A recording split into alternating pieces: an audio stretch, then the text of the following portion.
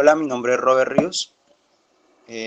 Vamos a empezar con el noticiero para la clase de Sociedad y Educación. Vamos a manejar unas problemáticas sociales colombianas en pleno siglo XXI, donde se supone que se supone que hay igualdad para todos, donde tenemos todos unos derechos, pero que sin duda alguna hay problemáticas que nos aquejan más en un país tercermundista. Una de las primeras noticias que a mí me parece que es la que más está quejando a Colombia es la falla de las EPS en Colombia.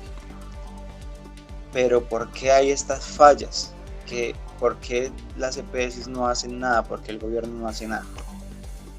Pues resulta que la ley 100, que es la que permite a estas empresas intermediarias, administrar los servicios de la salud y también tienen la obligación de prestar el servicio a todos los colombianos.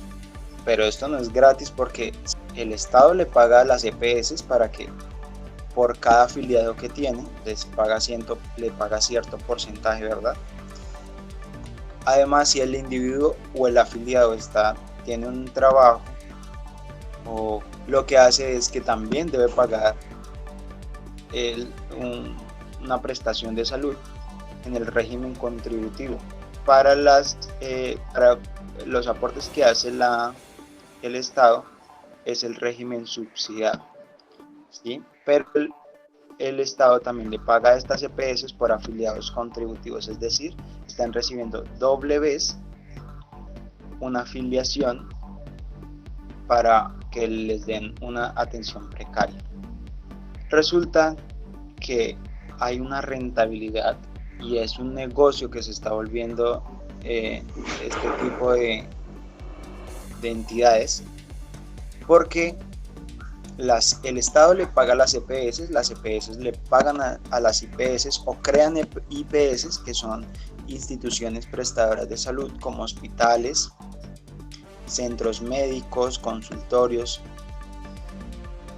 y la plata que le gira al Estado a la EPS se la giran a la IPS y la IPS se la regresa a la EPS cuando tiene que hacer pago de utensilios, cuando tiene que por medicamentos, cuando el afiliado paga, porque hay otro problema súper grave, y es que como se están demorando o les niegan las citas, entonces el colombiano dice, o el afiliado dice, no, yo no me voy a poner a esperar porque me estoy muriendo y yo no puedo esperar a que la EPS me conteste.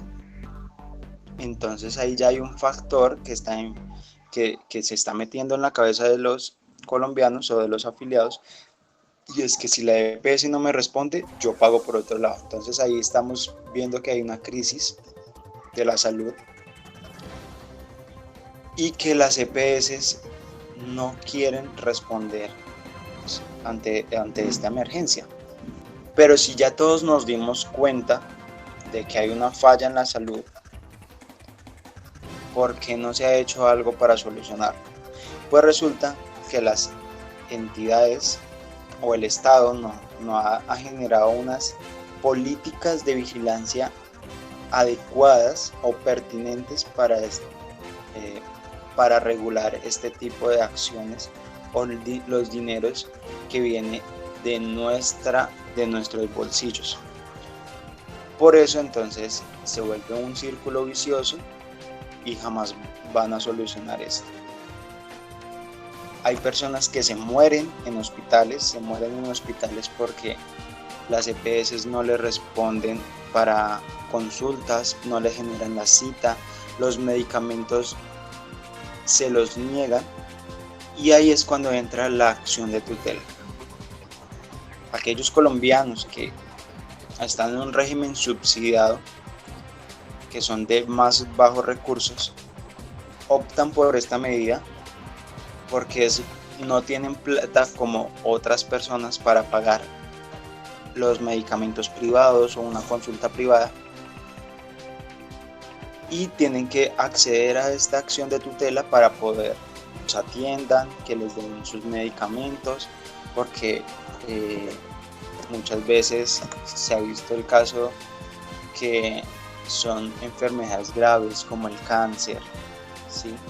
Como el VIH, como una operación de sumo riesgo.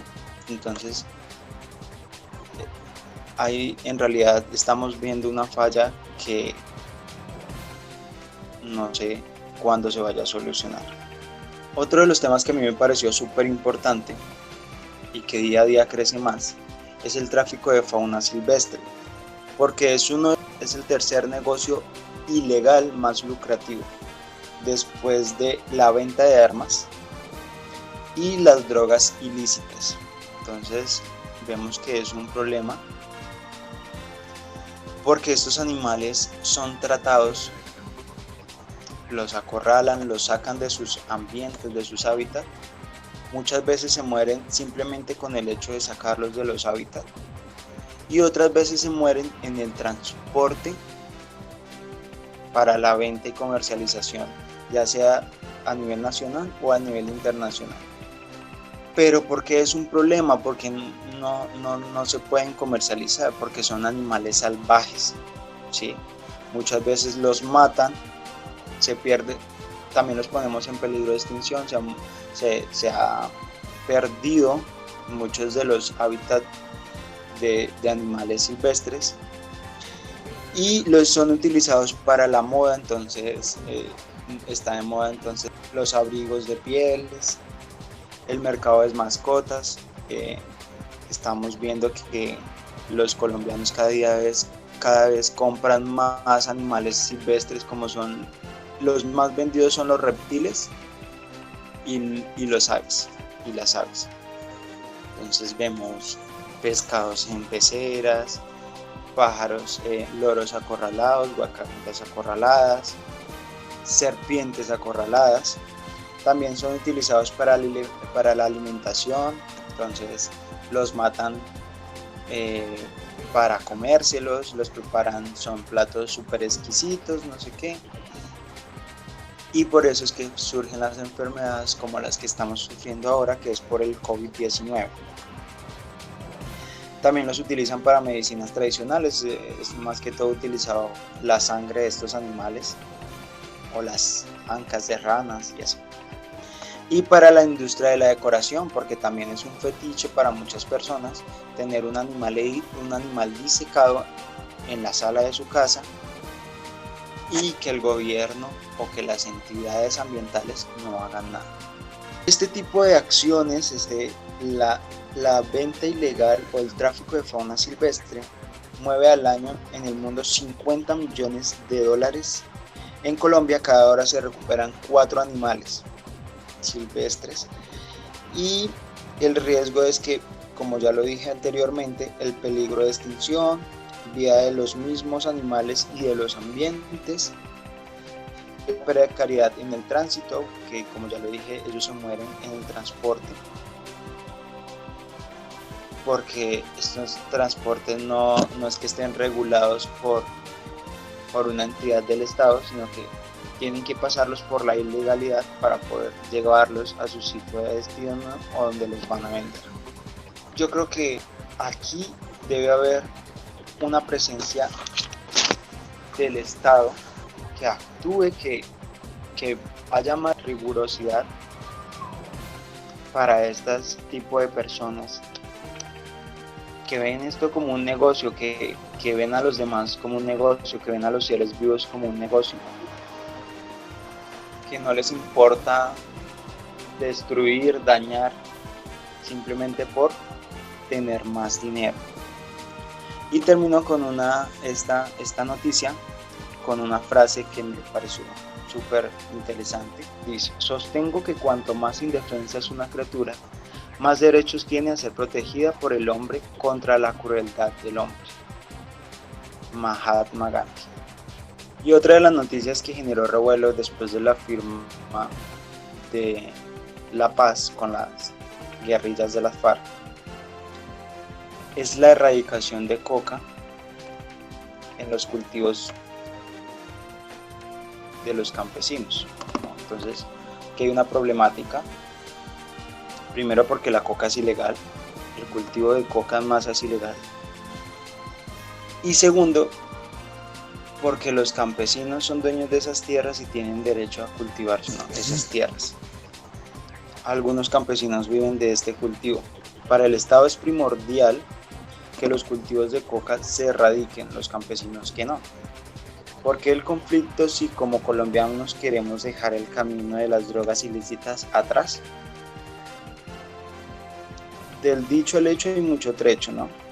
Una cosa es que el país quiera acabar con la coca porque es ilegal, y otra es porque les ofrezca unas medidas pertinentes a los campesinos dedicados a los cultivos de coca. ¿Qué quiero decir con esto? Que para mí, si el gobierno quiere erradicar este tipo de cultivos, lo que tiene que hacer es generarles más posibilidades, que haya un sitio de comercialización para los cultivos que hagan en esas tierras. Es decir, si yo tengo un sembradío de cacao o tengo un sembradío de limones, de aguacates, el Estado, así como lo pasa y fumiga la coca, pasa y destruyen estos cultivos, que le generen esos campos de comercialización, que les compren sus frutos o que les tengan una reserva o les tengan la plena seguridad que van a tener donde vender esos frutos. No es simplemente pasar, erradicarlos y ya. Pero como al Estado no le importa sino cumplir propósitos de campaña, ¿sí? Pero no le interesa, ¿verdad?, el individuo y los colombianos que viven allí en estos campos. Para el Estado es muy fácil llegar allí cuando tiene un propósito mayúsculo, pero cuando ya necesita darle soluciones a los problemas, entonces ya no se aparece. Por eso estos campesinos se toman la tarea de, si les tumban esos cultivos de coca, volverlos si se los tumban 10 veces los vuelven a sembrar, porque hay una rentabilidad. Ellos no son los narcotraficantes, ellos simplemente los venden, los cultivan y sacan la hoja, ¿sí? Pero ellos no son los narcotraficantes. Hay una mayor rentabilidad, les pagan mucho más, con eso han construido escuelas que les ayudan a los campesinos a estar bien en lugares donde no llega el Estado. Por ejemplo, yo estuve viendo una noticia y decía que después de que en Tumaco se empezaron a quitar a erradicar la coca, las escuelas que habían logrado con estos cultivos, con la plata de estos cultivos, se han caído. El Estado ya no volvió allí después de que erradicaron la coca. Entonces el Estado debe poner un poco más, no simplemente decir hay que erradicar la coca. Con esto termino. Muchísimas gracias a todos, muchísimas gracias por prestar atención a estas 3 noticias. Mil y mil bendiciones.